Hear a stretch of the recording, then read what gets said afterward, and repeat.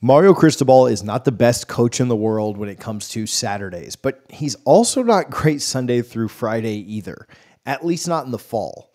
But this week, he was asked about his plans at quarterback for Saturday's game in Tallahassee against Florida State, and the question was specifically on whether or not he was considering making a change from Tyler Van Dyke to another quarterback. Here's what Mario said. Yeah, well, I appreciate the question, and I would respectfully say this is just from a game planning standpoint and a team dynamic standpoint, I wouldn't use this forum to discuss a personnel move, especially at that position, right? Because it affects so many different things. What I would always say is that we're always competing at every position, we're always assessing, and we always make the decisions that give us the best chance to win. So again, respectfully, we kind of keep everything regarding, personnel moves in-house and tight. Now, Tyler Van Dyke has played every game this year in which he was healthy enough to play. Maybe there's a little bit of an asterisk there because Mario liked to play guys pretty hurt and banged up. You saw that when the Noles played the Canes last year. But the only game he couldn't go was the Clemson game when Emory Williams started, and the Canes actually won that game. Van Dyke has been pretty terrible this year. He has 10 interceptions in his last 5 games, but there is zero chance that Miami could put Williams in and have any chance at all at beating Florida State in Doak Campbell. They actually have very, very little chance with Van Dyke starting, but they certainly would not win a game with Emory Williams starting at quarterback. Now, I think Mario thinks that he's maybe giving FSU 2 quarterbacks to possibly have to prepare for. However, I think he's just too dumb to realize that this is not hurting FSU or causing them any headaches. It's actually hurting his own squad. I want to talk about that more in depth, but I do want to remind you, listen, if you're watching this, it is Tuesday, and our tailgate is just 4 days away.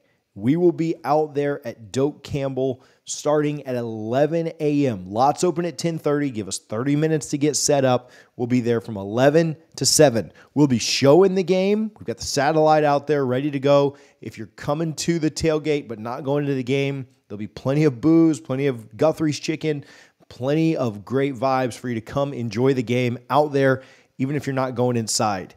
Tickets are on sale right now. FSU Miami, dfns.eventbrite.com, or just go to Eventbrite and search Double Fries No Slaw. It will come up, and get your tickets today. They're going quick. We've sold a lot. It is going to be a ton of fun. New location. We're not on the Legacy Walk. We're in Lot 5.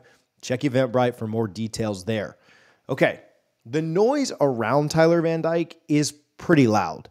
There are so many fans that are calling for his job and saying that, man, we've just got to move on. We've just got to play somebody else. He's regressed. He's not very good. Some of their fans are saying just absolutely awful things, which, considering the trash down there in South Florida, doesn't really surprise you too much. But Tyler has regressed a ton, and he's not been good, and his confidence is absolutely shot. So what does his head coach do? What does Mario Cristobal do? Well, he publicly feeds into it by not defending his quarterback. Now, Mario is an idiot. I don't think any of us would disagree with that. You could be a Canes fan, and you know that he's made idiotic decisions this year time and time and time again. His end-of-game management is terrible. Obviously, the kneel down against Georgia Tech cost them a chance at being ranked right now. Even with 6 points against NC State, if they were 7-2, they would still be ranked. So we all know that he's an idiot, but I don't even think Mario is dumb enough to start Emory in this game unless Tyler is truly hurt, which Mario has lied to Susan down there, their beat reporter, about that. But unless Tyler's hurt, I cannot envision Emory starting this game. And if I'm wrong there, I am more than happy to eat crow as the Noles cruise to a 30-plus point victory for the second year in a row. So all of that aside, if he's healthy enough, he's going to start. But couldn't Mario have taken this a completely different direction and probably helped his quarterback out? A guy that's struggling with confidence, and there were questions in the press conference today about him struggling with things he's seen on social media. couldn't he have come out and said, Tyler is our QB, and we're confident that he's going to bounce back and have a great game? But Mario didn't do that.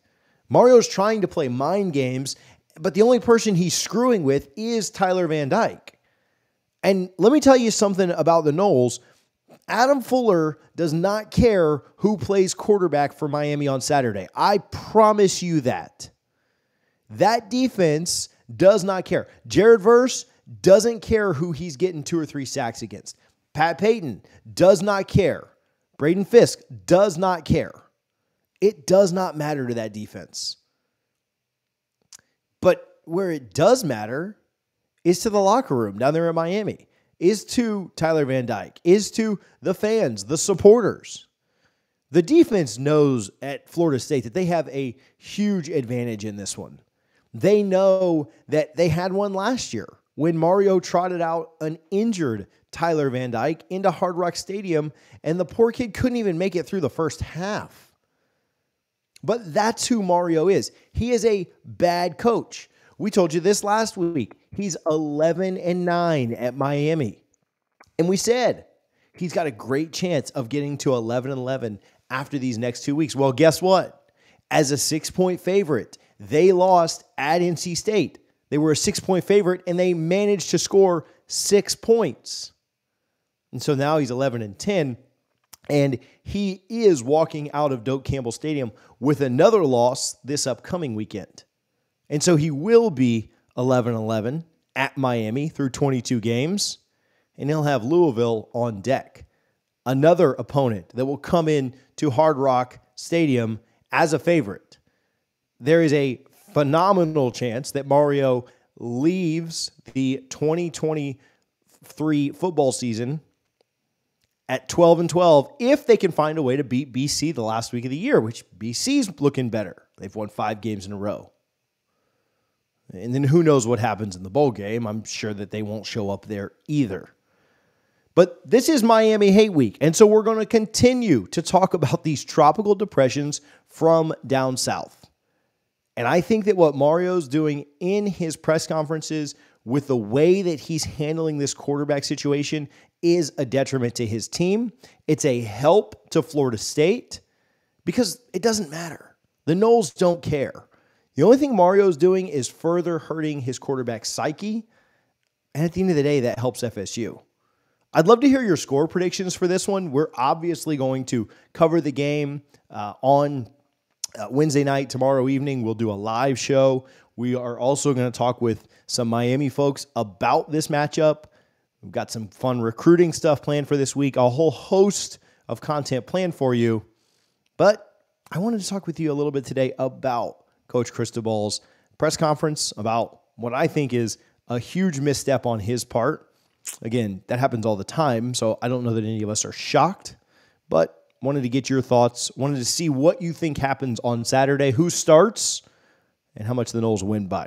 Thank you guys for tuning in. Again, get your tickets for the tailgate if you haven't already. They're going quick. We appreciate you guys. We're excited to hang out in Tallahassee all weekend. We love you. FM, FFM, and go Noles.